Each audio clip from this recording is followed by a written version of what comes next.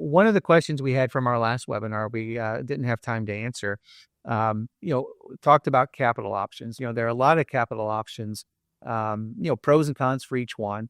What are the most important tax factors business owners should consider when evaluating those capital options? So there's always a number of factors. So in addition to tax, I'll talk about in a minute. The first things we always look at, because we never want the tax tail to wag the dog, so to speak, we want to come up with what is the best overall option. So in addition to what are the tax implications and running projections and what does that not only look like this year, what does that look like for the next 3 years, 5 years, 10 years? Right. We want to look at, what is the cost of that capital? What's our ease of accessibility? So if we need to draw more on it, how easily can we do that? And then the flexibility of repayment. So are there terms that are in place that are going to penalize us based upon our ability to repay? And so we want to look at all of those as a whole. When it comes to capital options, for the most part, they're from one to another, the tax is going to be very minimum in terms of the implications for that. If you're adding additional owners, obviously there's a tax implication there because you're spreading it across more people. Can you add some of those owners? Because there are limitations on who can own various types of businesses. So from a tax perspective, from an overall structure, from a capital, there's very little difference in terms of tax. So it's more a question of, is that something we can do based on the structure? And if we can, what's the cost? What's the accessibility? And what are the repayment terms? Right. And, I think, from a banking perspective, from a lending perspective, one of the things is, and we say this a lot of times, but, the earlier we can have those discussions with you, the better. And, we can then get involved with, you as a client, you as a firm, working with your accountant to help, figure out what those best options are, and help us to understand, I think what your strategies, what your goals are. I think you'd mentioned before, having that, that path forward that you're going toward, that strategy, understanding that from a banking and lending perspective, I think is very important because then it gets everybody kind of moving in the same direction. Well, and that's a great point too. We always like to understand what are those short-term and long-term goals of our clients, even from a tax perspective, because I might put a strategy in place that if you're planning on selling the business in 2 or 3 years, that's something we definitely don't want to do. If you're planning on holding on to it for all, that's something we definitely do want to do. So we need to have those conversations up front as well and understand what are your goals, what are you trying to accomplish, and then let's put a strategy in place to meet those goals, right? So we mentioned about the kind of a buy-in. We got employees that can be salary, they can be hourly, they can be commission. So that buy-in of alignment with the plan is so critical. How do you do that with your employees to make sure everybody's kind of marching to the same beat of the drum? You've got this plan, you're rolling it out, but everybody's at different levels. So I know what we do here at Oak Street is, again, we involve our team from the very beginning. So they have a say in the SWOT, the strengths, weaknesses, opportunities, and threats, to give their input. And once we get together as a management team and we figure all this out, again, this is not an instantaneous process. It takes quite a number of meetings. It involves things on the window with whiteboards and people writing down ideas. And then it comes together in right now, our 2025 strategic plan book that we've put together. And that's where we hand that out to all the employees and we talk about, here is where we're focused for 2025. Here's what we need to do to win more clients, to bring in more loans, to distinguish ourselves from the competition, and to how to be the best of the best for this and the various industries that we serve. So again, we're very open and transparent with the people that we have here. We seek their feedback. We provide them with the results. We're always asking people, if they want to be a participant in the various strategic projects that we do throughout the year, which then ties directly into our strategic plan. So again, I think it's being open and honest and just giving everyone a chance to voice their opinion and be a part of the plan or the solution. This is great information. And to wrap up, what would you say a business, what strategy should they look at to really get started now? So I think my first comment would be, if you haven't started your strategy or planning, you're already behind. So I would definitely say you need to get going on it. But I would definitely say you must get the buy-in of your entire team. Even if you're the sole owner, you have a team that's going to be helping you. Maybe it's your CSR, maybe it's your associate advisor, maybe it's your district manager if you're in the franchise space. And so it is really important that you start working on that and you make sure that all of the people around you have a say-so and a buy-in so that you can start working on it and be truthful about where you're going and what you can really accomplish. I was just going to ask, how did you and how do you continue to differentiate yourself, in this industry where that is a difficult thing to do in this industry. Yeah, well, corporations are different than individuals. The ones that were really successful, the internet, were based on the consumer.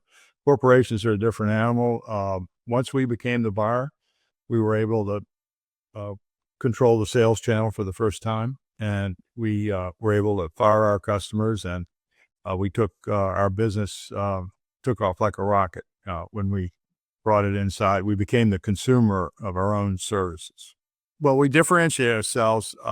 We pride ourselves in being the most invisible company in the most invisible industry. Insurance is invisible, but if we didn't have it, then the whole economy stopped. And we're very invisible. The smartest people in the industry have been on the investment side. Warren Buffett, Exhibit A. Warren Buffett sells insurance so that he can use the float to finance his hot hand in the stock market. And DryStone is on the other, not on the investment side, but we're on the meat and potato side of the insurance industry, which is claim settlement. And we have a unique approach, which is more efficient to selling claims than the industry. And so much so that other reinsurers in the syndicate ask us to manage the claims for them. So we're not in any book in terms of quota share in any program business where we're not managing the claims for everyone. And how do you use debt to finance such rapid growth? How do we use the capital? Yeah, well, first of all, we probably ought to distinguish between different types of capital, right? There's equity capital and debt capital, and the industry was built on equity capital. And so wanting to do things differently, we decided to build it on debt capital. But we looked at equity capital, and we decided not to go the route of doing private equity because that would have meant giving up control to outside investors who wouldn't understand our business nearly as well as us. We just spent too much blood and sweat to get here to give up control to outsiders. So the debt route really allowed us, was very attractive for that reason. And we wanted to be, we wanted to have the distinction of being the first insurance company to use debt exclusively to finance growth. Let's say somebody getting into the industry or newer to the industry. Okay. What would you say to them? Here's the best way to be successful early in your career. How to be successful early in your career. Be intentional about everything that you do. Right. And what I find with most insurance agencies, they start off as a single producer. And that producer never leaves the producer role, right? Hey, I own the book, I own the business, but yet you still do every single thing in the business. My advice would be figure out how to run a business, not just being a producer, right? Most books that we've looked at are just that single producer with maybe a handful of staff, but they live and breathe in the business and they can't even take a vacation. That's not a business. That's still just a job. So I think you ought to think about, how do I set this up as an actual business? It means you might make less money to start, which should be okay, but you're building an actual business, and the business should really be able to run without you. Yeah. Right? You always hear it. People say this all the time. work on your business, not in your business. Yeah. Well, what does that mean? Right? It means that you ought to start doing these things from the time you start, because when you're deep in the weeds, it's really hard to get out. Yeah. To start, why should someone create a succession plan? Matt, that's a great question, and it's something that we are constantly beating the drum on. Depending on the industry, let's talk about the advisor space. You have a fiduciary duty to your client. You need to make sure that you have that plan in case, the inevitable happens, which is you retire or you have a medical event. And we can talk a little bit about that in more detail. But, just generally speaking, you also owe it to your family. You need a succession plan because whether it's CPA, RIA, insurance, or franchise, you have put your entire life into this business and spent a lot of your time and effort there, and sometimes to the detriment of, spending time with your family. And you need to be able to recognize a liquidity event and be able to spend some time enjoying the fruits of your labor. What are the common options for succession? Typically what we're seeing is you'll have someone that's, they'll come in and maybe they have like a 3 to 5 year plan. And so the thought is, I have chosen one or more folks to succeed me in the business, from a client relationship standpoint to an operational standpoint. And I would like them to buy me out over a 3 to 5 year period. And some of it is because those folks need that time to integrate, to figure out how to operate the business, how to transition those clients, because those are obviously very sensitive relationships, and have been built over a long period of time. And also there are some, and I'm not a tax expert, but I know there are some tax implications as well of having those payments set out over a longer period of time. So, again, it's going to vary very much depending on the type of deal, the industry. But we are always happy to have those kind of conversations on the front end with the why and help people figure out how to get to what they want to do. So when you were going through that transition from Michigan to Colorado, or even starting your agency in Michigan, early on in your career, was there anything there that you would have done different? Well, I was thinking about that. I think, I had to go through many struggles in my career, and so I think that all of it actually lent itself to where we are today, because I had to, work through adversity, jump through hoops, and just do what I had to do to be successful. And so, if I look back at it, I don't know that I would really change anything, because I think it all was there for me to grow from. So, would I want to do something different? Yeah, I've had dreams my entire career of doing something different, but I became good at this career, and so I just tried to do the best that I can. And I guess I really wouldn't change anything at this point. Yeah. So, what advice do you have for other agencies who want to have successful growth? I would say you have to have a combination of organic and inorganic growth. And in today's market, it's very hard to grow organically. I've never seen the business in this, it's the worst time in the insurance industry that I've ever experienced. So if you're going to grow, you've got to get into mergers and acquisitions. You got to have a mentor, someone that you can talk to, someone that can bring you through the process, because it can be very stressful. You got to have a good attorney that's in mergers and acquisitions. You got to have your purchase agreements and all your forms in place. You got to have a good banker. So, all of that is needed to get into the mergers and acquisition space and to grow your agency. to grow your agency in double digits. I think that right now you could grow your agency, maybe 10% just based off rate increases. But, if you want to grow your PIF count, you gotta buy something right now. So thinking from your role as a CPA, for the rest of the year or even going into next year, how should small or mid-sized businesses be impacting or changing their strategy? So I think because there are so many changes here, I think I kind of mentioned earlier, this bill is 870 pages. The summary is 56 pages. There are probably hundreds of changes within this tax bill, all of which kind of impact each other. There are phase outs. So we could talk about the increase to the child tax credit, but who gets to take that? We can talk about tips or tax free, but who gets to take that? Because it depends on your level of income. So what I would tell you is all of these things kind of interplay together and really impact what your net tax number is.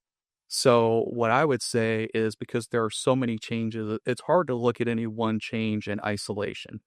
What I would recommend doing is a multi-year projection. So starting with what you think book income is going to be this year, and then using very sophisticated analysis in order to look at what are the tax implications of all of these changes. And then, okay, what are some of these changes that you want to maybe implement? So there are changes to the rules about employers paying off student loans for their employees. There are changes related to various benefits for employees, child care paid for by their employer, those types of things. So in addition to just looking at, hey, if we just keep doing what we're doing, what's the tax impact going to be as a result of all of these changes interacting together? But also what came out of this bill that we might want to take advantage of? What are some of those benefits that we get a deduction or a tax credit for? Any energy credits that are still available? What are the deadlines for some of these changes? So is there something we can do? Some of these changes go into effect September 30th. Some of them go into effect January 1st. Is there anything we can do before these deadlines come into play? And really take a full comprehensive look at the total impact of all of these changes and see what can we do before September 30th, before December 31st? What do we want to do next year?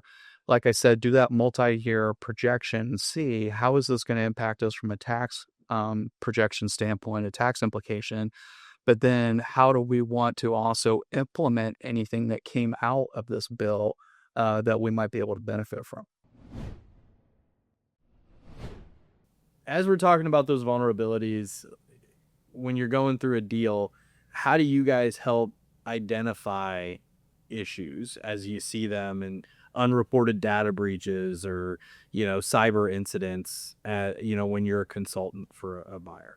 Sure. So I think at our side, we do a lot of these. So it's muscle memory. We know it. We've seen a lot of different situations. So in other areas, it may be a company's first time acquiring another firm, second, or they do a lot too. But oftentimes the questions to ask, you're an auditor, you know this question, ask what the auditor asks. You don't, offer up any additional things. And so it's knowing those questions to ask to say, what may give me a peek under the covers or to know what may be done. You mentioned here, hidden vulnerabilities. Yeah. That's sometimes you can look at even over to the balance sheet or something of when they last had a big capital expenditure. Was this 3 years ago, 5 years ago, 10 years ago? So how old is this equipment? That kind of tells you about the life cycle management. So there are things like that to ask. And the really role of a third party or a consultant is to bring that very pointed SME. I think of that parable about you can pay someone to hit thing one time and it's more expensive. Yeah. But you get the first time. You can spend a longer time in diligence. As you know, time is money. It's hey, I need to get the information right away